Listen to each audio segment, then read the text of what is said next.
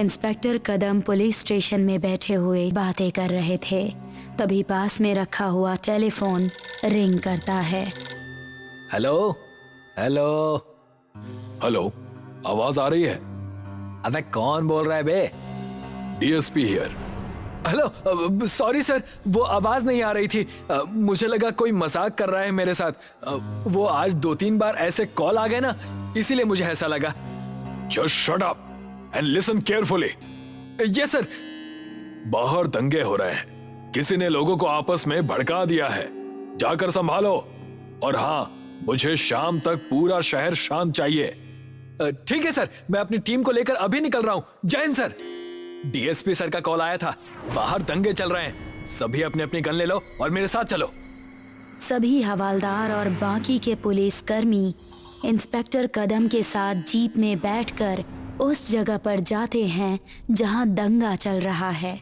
Inspector कदम वहां पहुंचकर सभी लोगों को शांत करने के लिए हवा में फायरिंग करते हैं।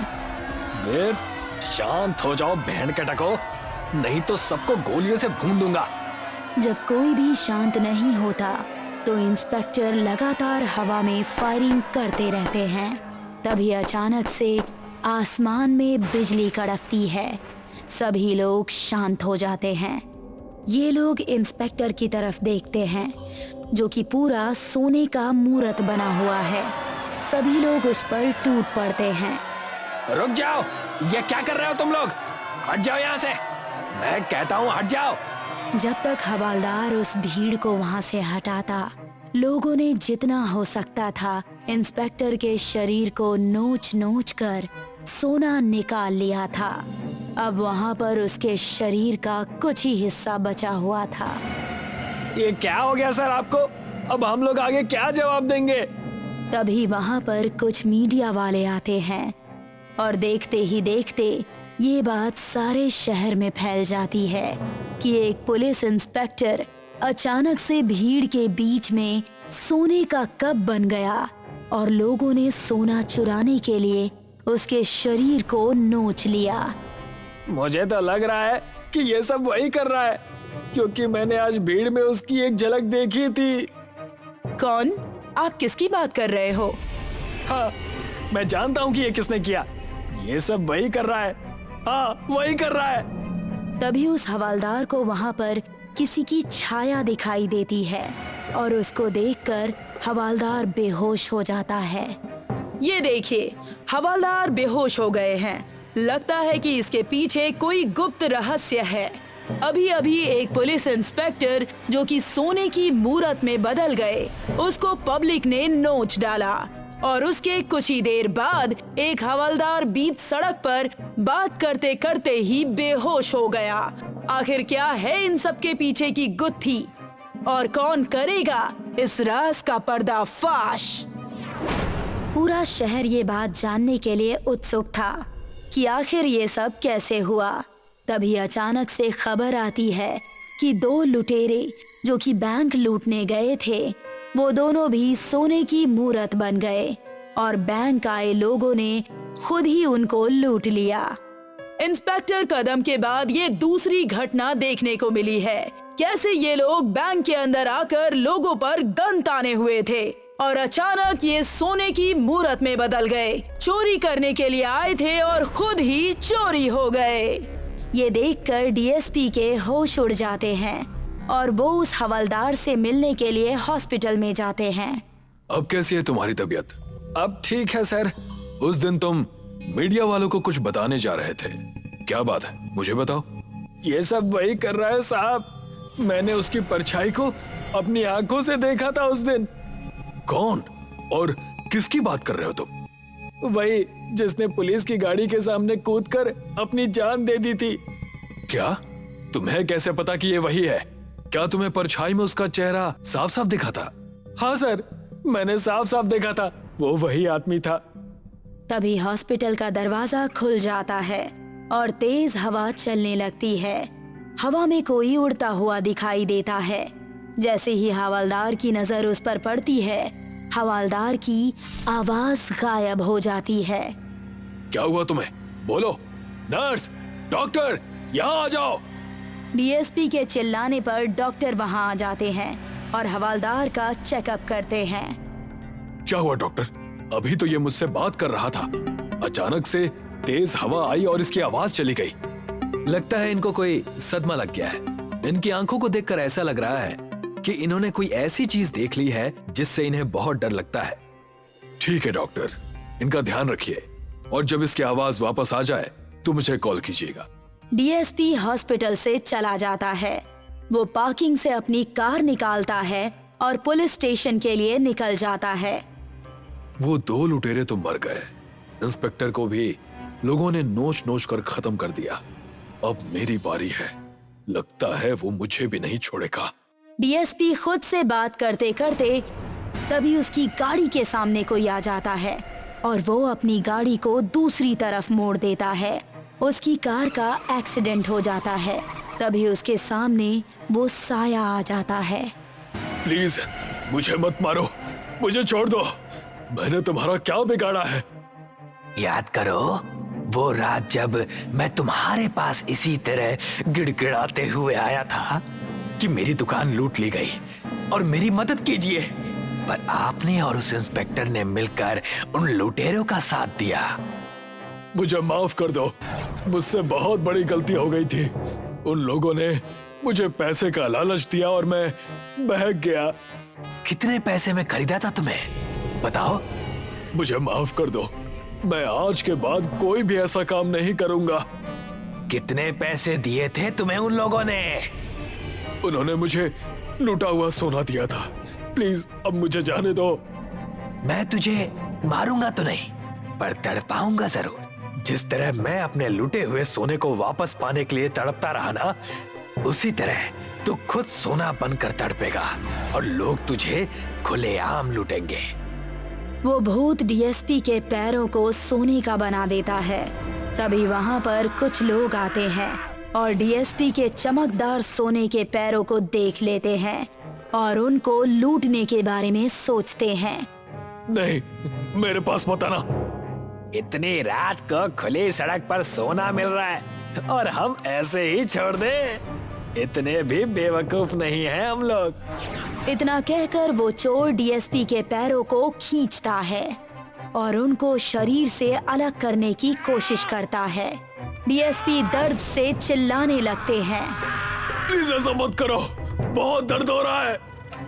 वो चोर डीएसपी पर कोई भी रहम नहीं दिखाते और उनके शरीर से उनके पैरों को अलग कर देते हैं, जिससे उनका बहुत खून बहता है। तभी उनको डीएसपी का सोने का हाथ भी चमकता हुआ दिखाई देता है, जिसे अभी अभी भूत ने सोने का बनाया। अरे इसका तो हाथ भी सोने का है, निकालो इसे। वो लोग डीएसपी के बाएं हाथ को भी उनके शरीर से अलग कर देते हैं। डीएसपी बहुत चिल्लाते हैं, गिड़गिड़ाते हैं, पर ना तो उन चोरों को उन पर रहम आती है और ना ही उस भूत को। मुझे छोड़ दो, तुम जो कहोगे मैं वो करूंगा।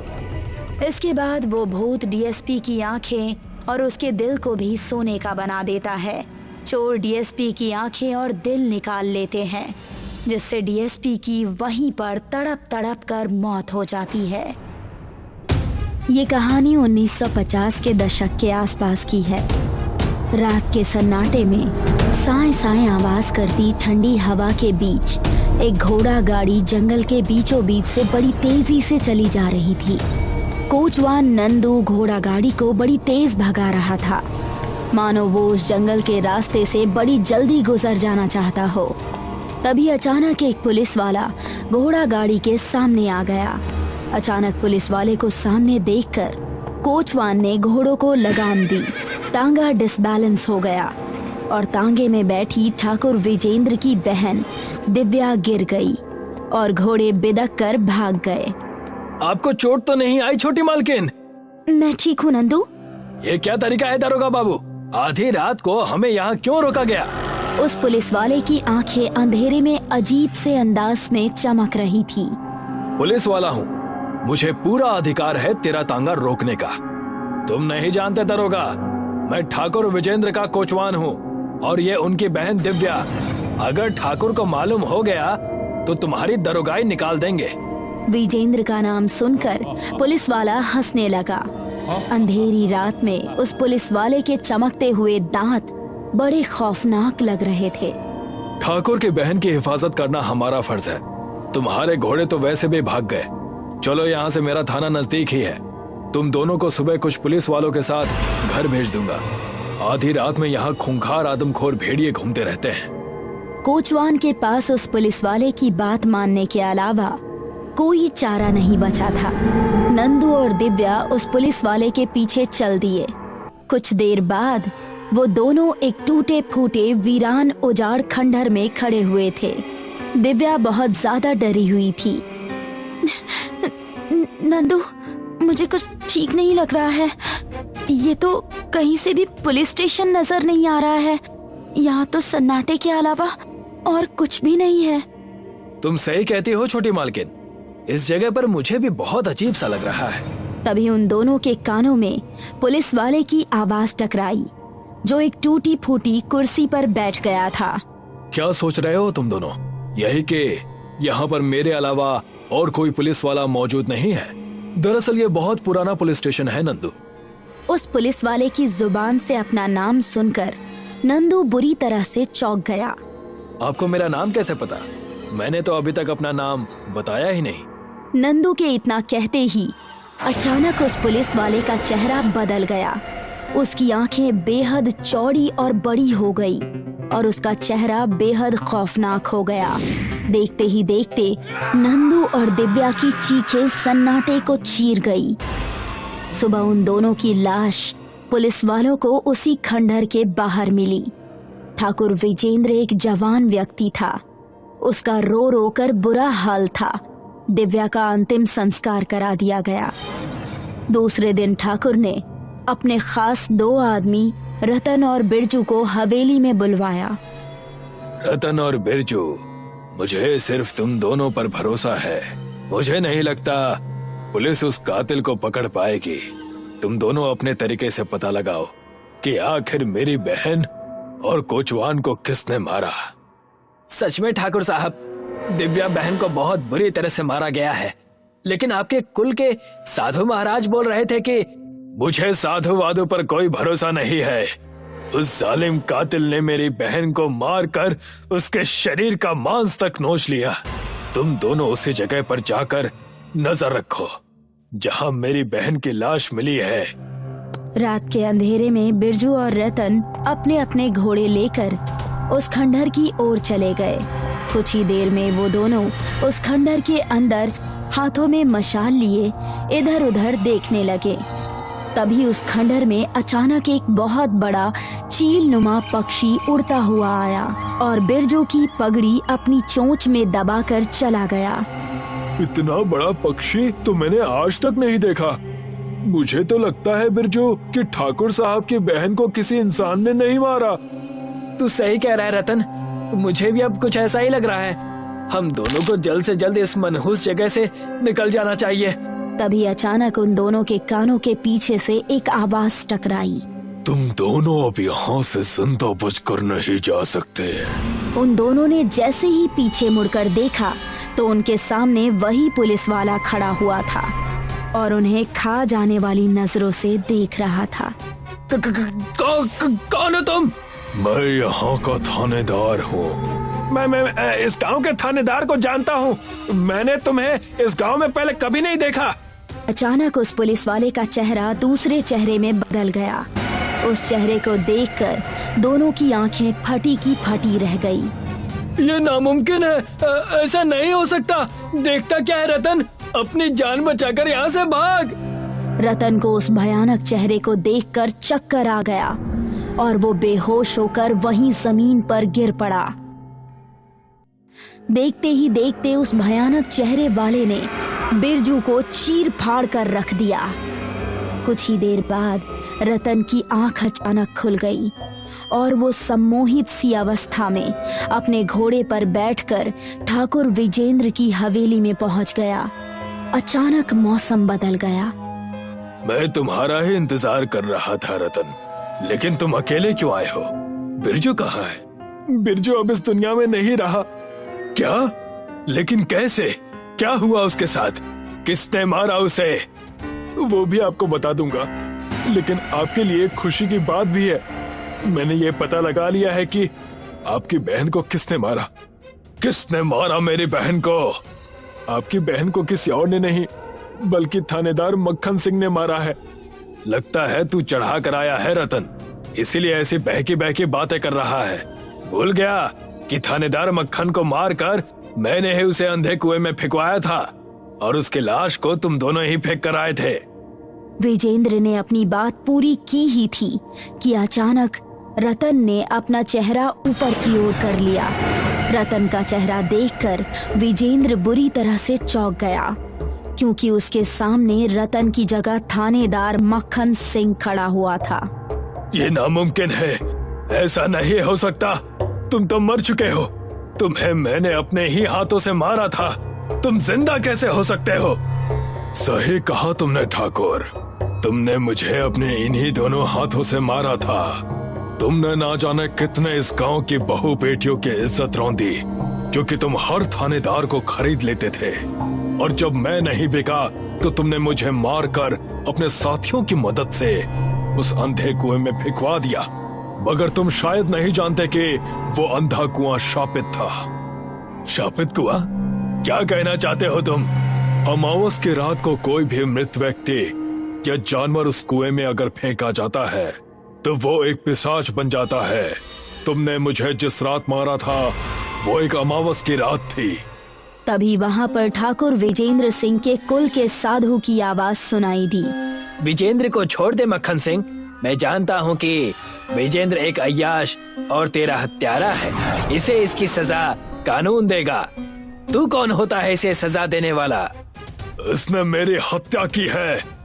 इसने जब तेरी हत्या की थी तब तू एक शरीफ इंसान था, मगर अब तू एक पिशाच है। तूने दिव्या को इतनी बेदर्दी से क्यों मारा? भला उस बेचारे का इन सब में क्या दोष था? मैंने अपनी तंत्र शक्तियों से पता लगा लिया था कि तेरी हड्डियां उस अंधे कुएं में पड़ी हुई हैं। मैं तेरी हड्डियों को अपने साथ लेकर आया हूँ। वो जैसे ही साधु की ओर झपटा, साधु ने उन हड्डियों को अपने मंत्रों द्वारा आग लगा दी। मक्खन सिंह बहुत बुरी तरह चीखने और तड़पने लगा। अचानक रतन मृत अवस्था में गिर पड़ा और मक्खन सिंह की आत्मा धुआं बनकर उड़ गई। दूसरे दिन ठाकुर विजेंद्र को पुलिस ने थानेदार मक्खन सिंह की हत्या के जुर्म में गिरफ्तार करके जेल में डाल दिया। मक्खन सिंह की तलाश कई दिनों से जारी थी। अब पुलिस को पता लग चुका था कि मक्खन सिंह की हत्या हो चुकी थी।